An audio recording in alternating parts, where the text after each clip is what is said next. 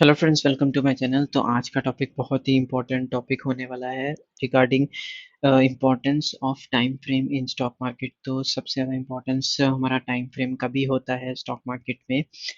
तो time frame क्या set करें? अगर हम देखें, बहुत सारी वीडियोस हमें देखने को मिलती है, कोई किस टाइम फ्रेम में काम कर रहा है, तो कोई शॉर्ट टर्म में टाइम फ्रेम में काम कर रहा है, कोई लॉन्ग टर्म के लिए टाइम फ्रेम में काम कर रहा है।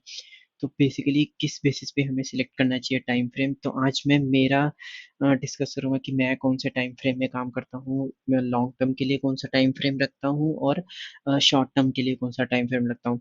लेकिन उससे पहले आज मेरा कोई भी रिकमेंडेशन नहीं है कोई भी स्टॉक बाय या सेल करने का। आपको अगर कोई भी स्टॉक पे इन्वेस्ट या ट्रेड करना है तो अपने फाइनेंशियल एडवाइजर से या फिर अपना ड्यू डिलिजेंस के अकॉर्डिंगली ही उसमें पोजीशंस बना सकते हैं। तो चलिए डिस्कस करते हैं। तो बेसिकली हमारे पास 2 टाइप के जो हैं वो ट्रेडर्स या अ, स्टॉक मार्केट में लोग होते हैं। एक तो ट्रेडर होते हैं और होते हैं इन्वेस्टर। तो बेसिकली इन्वेस्टर वो होते हैं अकॉर्डिंग टू मी जो अपना टाइम पीरियड होराइज़न ज़्यादा रखते हैं, जिनको लंबे समय के लिए स्टॉक में इन्वेस्टेड रहना है बेसिस कंपनी के फंडामेंटल्स क्या हैं। और ट्रेडर्स वो होते हैं जिनको शॉर्ट टर्म में अपनी पोजीशंस को बुक करना है और फिर न्यू ट्रेंड लेना है, जैसे स्विंग ट्रेडिंग भी हम जिसको बोल सकते हैं। तो मेरे लिए थोड़ा-सा डिफरेंट है, मैं थोड़ा-सा डिफरेंट देखता हूँ। तो अगर मुझे कोई भी स्टॉक 6-8 महीने से ज़्यादा या 1 साल, 2 साल के लिए रखना है, तो उसमें मैं फंडामेंटल्स उसका थोड़ा-सा चेक करता हूँ और उसमें टेक्निकल भी देखता हूँ एंट्री बनाने के लिए। और मेरा जो टाइम फ्रेम रहता है वो डेली, वीकली और मंथली रहता है, जो मेरा लॉन्ग टर्म के लिए रहता है। अगर मुझे साल 2 साल के लिए चाहिए तो मंथली बेसिस पे मैं रखता हूँ। और अगर शॉर्ट टर्म के लिए रखना है तो मिनिमम मैं डेली तो रखता ही हूँ, उससे नीचे नहीं जाता हूँ। बट डेली के लिए या फिर शॉर्ट टर्म के लिए जैसे 2 हफ्ते 3 हफ्ते के लिए, मंथ मंथ के लिए मोस्टली 1 आवर या 4 आवर्स में भी स्टॉक्स को देखा जा सकता है। तो हम देखते कैसे हैं? चलिए वो देखते हैं। सपोज़ जैसे ये क्लीन साइंस टेक्नोलॉजीज़ का चार्ट जो है मैंने ओपन किया हुआ है, इसमें मैं चलो वीकली पे चले जाता हूँ तो आपको थोड़ा-सा ईज़ी होगा। तो देखिए यहाँ पे वीकली में हमें साफ दिख रहा है यहाँ पे कि ट्रिपल बॉटम बन रहा है इस स्टॉक में वीकली बेसिस पे।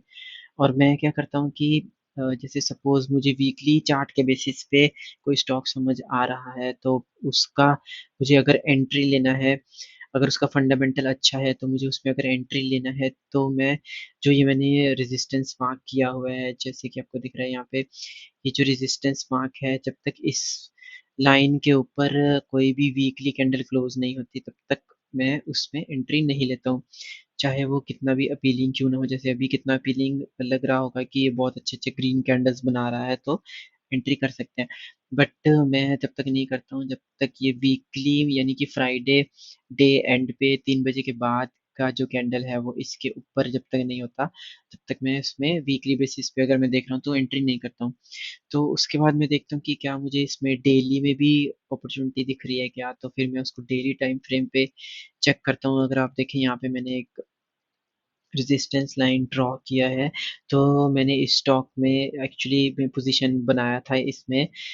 जब इसने यहाँ पे ब्रेकआउट दिया था, तो मैंने यहाँ पे पोज़ीशन बनाया था और यहाँ पे इसने रीटेस्ट करके भी एक अच्छा मूव दिया। तो अभी शॉर्ट टर्म ट्रेडर क्या करेगा कि यहाँ से यहाँ तक उसको जो 5-6% का जो गेन मिल रहा है, वो काफ़ी फ़ास्ट जो मिला है, वो यहाँ पे बुक कर लेगा और फिर वीक में देखेगा। जैसे कि मैं देखता हूँ कि अगर ये कैंडल क्लोज़ हो रही है, तो फिर एक नई पोज़ीशन बनाई जा सकती है। तो इस तरीके से जो है वो बाइंग, सेलिंग या शॉर्ट टर्म, लॉन्ग टर्म के में स्टॉक्स में जो है वो इक्विटी में काम होता है। एक्चुअली मैं ऐसे मोस्टली ऐसे ही करता हूँ।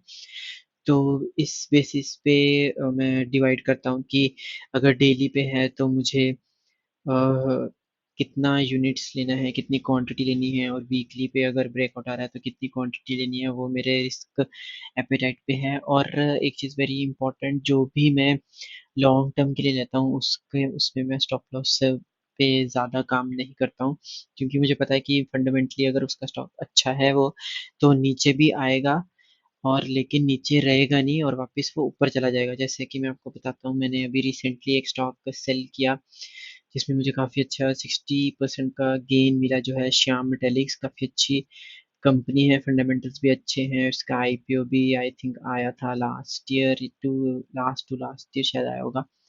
तो इस स्टॉक में मैंने जो है वो पोजीशन यहाँ कहीं पे बनाई थी, ये 2 जैन। अगर आप देखें तो उसके बाद स्टॉक नीचे भी आया, लेकिन वो नीचे रहा नहीं। मार्च के बाद इसने काफ़ी अच्छी तेज़ी पकड़ी और मैंने स्टॉक को अभी जस्ट रिसेंटली इसी कैंडल पे आई थिंक क्लोज किया है मैंने। 520 के आसपास मैंने क्लोज किया, तो इसमें मुझे अच्छा 60% का गेन मिला। अभी मैंने इसको डेली बेसिस पे ही एनालिसिस कर रहा था। मैं एनालिसिस क्या कर रहा था कि हो ये जो मुझे एक बॉक्स पैटर्न जो है वो मुझे दिख रहा था, तो इसके बेसिस पे मैंने यहाँ पे ट्रेड लिया था, कंसोलिडेशन पैटर्न। लेकिन वो कंसोलिडेशन चला नहीं और मार्केट नीचे आ गया। लेकिन क्योंकि ये स्टॉक में फंडामेंटल्स अच्छे थे इसलिए मैंने इस पे वेट किया। अभी यहाँ पे फिर से इसने बॉक्स कंसोलिडेशन किया है और ब्रेकआउट के बाद ये ट्राई कर रहा है अपना टारगेट देने का। तो ऐसे ही मैं ट्रेड करता हूँ। जैसे मुझे इसमें डेली में मिला, इसमें मुझे वीकली में नहीं अपॉर्चुनिटी दिख रही थी, लेकिन इस केस में मुझे वीकली में ज़्यादा अच्छी अपॉर्चुनिटी दिख रही है और डेली में इतनी कुछ खास नहीं, क्योंकि डेली में टारगेट ऑलमोस्ट पहुंचने वाला है। लेकिन वीकली में मुझे इसमें एक अच्छा टारगेट देखने को मिल रहा है एटलीस्ट यहाँ तक। तो इस बेसिस पे मैं फिर इसमें ट्रेड ले सकता हूँ। अभी जैसे मैं आपको एक और स्टॉक बताता हूँ, एप्टस वैल्यूएशन हाउसिंग फाइनेंस। इसमें भी मैंने जो है ये एनालिसिस किया हुआ है वीकली बेसिस पे। काफ़ी अच्छा ट्रायंगल पैटर्न इसने बनाया है और इसने जस्ट अभी अभी ही 4 दिसंबर वाले वीक में ही इसने जो है वो ब्रेकआउट भी दिया है इस ट्रायंगल पैटर्न का। तो इस स्टॉक में ट्रायंगल पैटर्न के हिसाब से मैंने 70% का टारगेट रखा है और वेट करूंगा ये 70% कब होता है। लेकिन क्या मुझे इसमें डेली में दिख रहा था अपॉर्चुनिटी, तो मैं डेली में भी गया। तो डेली में भी मुझे इसमें एक अच्छी अपॉर्चुनिटी दिख रही थी, क्योंकि यहाँ पे एक अच्छा बॉक्स पैटर्न बना हुआ था और एक ही जगह पे ये रेजिस्ट कर रहा था। जैसे ये ब्रेकआउट आया था तब मैंने इसमें बाइंग किया था, और हालांकि देखिए उसके नीचे ये आया भी नहीं है, अपने ब्रेकआउट कैंडल के नीचे तो नहीं क्लोज दिया इसने अभी तक, और वहां से इसने अच्छा मूवमेंट देना शुरू कर दिया। तो इस तरीके से मैं स्टॉक को हर टाइम फ्रेम में एनालिसिस करता हूँ, और जिस टाइम फ्रेम पे मुझे अपॉर्चुनिटी दिख रही है उस टाइम फ्रेम पे मैं एंट्री करने की कोशिश करता हूँ। और मेरी एंट्री हमेशा जो क्वांटिटीज होती हैं वो कभी भी मेरे टोटल पोर्टफोलियो के 3% से ज़्यादा मैं कभी भी नहीं लेता हूँ। तो इसी तरीके से हमारा पोर्टफोलियो डाइवर्सिफाई भी होता है। अगर सपोज ये कल को स्टॉक ज़ीरो भी हो जाता है तो मेरा टोटल पोर्टफोलियो का ओनली 3% ही लॉस होगा, मुझे ज़्यादा लॉस नहीं होगा, तो हमें ज़्यादा परेशानी भी नहीं होगी। बट बहुत सारे लोग क्या करते हैं कि जो अच्छा लग रहा है उसमें कितना भी अमाउंट डाल दिया और हवा में कोई भी अमाउंट डाल दिया, तो इससे इससे बाद में काफ़ी नुकसान होता है और हमारा कैपिटल भी फटाफट ख़त्म हो जाता है। तो मेरे कुछ इसी तरीके के कुछ रूल्स हैं जो मैं फॉलो करता हूँ वेरी रिग्रेसली।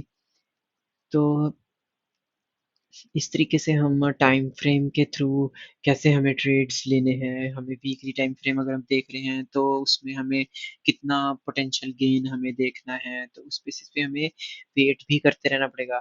जैसे शाम टेलिक्स में मुझे ये प्रॉफिट बुक करने में काफ़ी टाइम लगा। 3 जनवरी को मैंने लिया था और मैंने जस्ट अभी ही बुक किया है, तो ऑलमोस्ट ऑलमोस्ट इसमें मुझे 1 साल के आसपास ऑलमोस्ट हो ही गया। तो इसमें हमारा टाइम तो लगता है, लेकिन हमें जो है पोटेंशियल गेन भी अच्छा आता है। अगर आपको 1 ईयर के अंदर 60% का गेन मिल रहा है तो उससे अच्छी बात क्या हो सकती है। तो इस तरीके से गाइस टाइम फ्रेम का यूटिलाइज हमें करना होता है। लेकिन मैं मेरे हिसाब से जो 1 आवर से कम भी टाइम फ्रेम होता है, जो कि लोग डेली के लिए भी इंट्राडे इंट्राडे के लिए करते हैं या फिर बीटीएसटी ट्रेड करते हैं उन पे, तो उस अगर आप उसको और ज़्यादा कम टाइम फ्रेम में जाओगे तो आपको बहुत ही ज़्यादा कैंडल्स दिखती हैं और थोड़ा सा एनालिसिस थोड़ा सा कंफ्यूजन रहता ही है। तो मुझे तो डेली मिनिमम टाइम फ्रेम पे ही मैं काम करता हूँ। मिनिमम डेली होना चाहिए स्पेशली इक्विटी में, और डेली वीकली और मंथली इन्हीं टाइम फ्रेम्स में काफ़ी अच्छे हमें ट्रेड्स मिलते भी हैं और हमको टाइम भी मिल जाता है उस स्टॉक को स्टडी करने का। जैसे मैं आपको अभी एक और स्टॉक दिखाऊँ, जैसे मॉइल है, तो इस स्टॉक ने अभी मंथली बेसिस पे एक बहुत ही बढ़िया ब्रेकआउट भी दिया हुआ है। मैं आपको दिखाता हूँ, थोड़ा-सा ज़ूम इन करना पड़ेगा।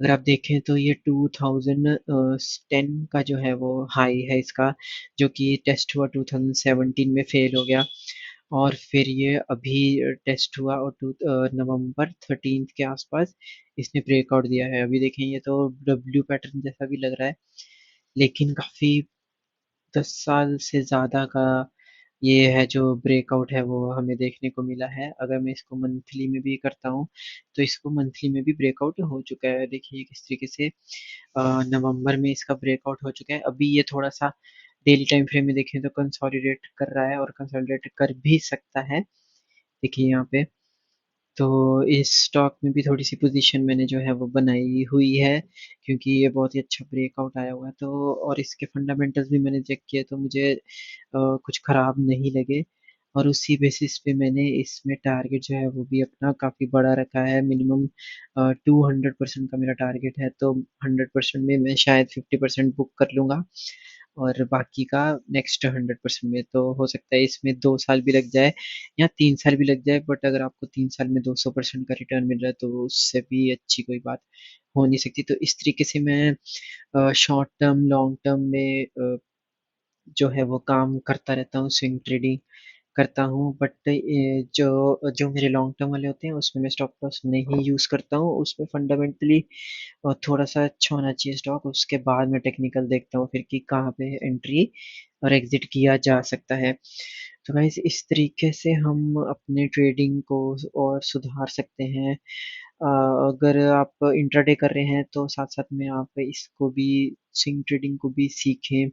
शॉर्ट टर्म, लॉन्ग टर्म में होल्ड कैसे करते हैं स्टॉक को, तो उसमें भी आपको बहुत अच्छे बेनिफिट मिलते हैं, क्योंकि उसमें आपको एक तो ब्रोकरेज नहीं देना पड़ता है, और सेकंडली आपको डिविडेंड इनकम भी आता है, जो स्टॉक्स आप होल्ड करके रखते हैं विद डिविडेंड, और उसपे परसेंटेज गेन जो मिलता है वो तो अलग है।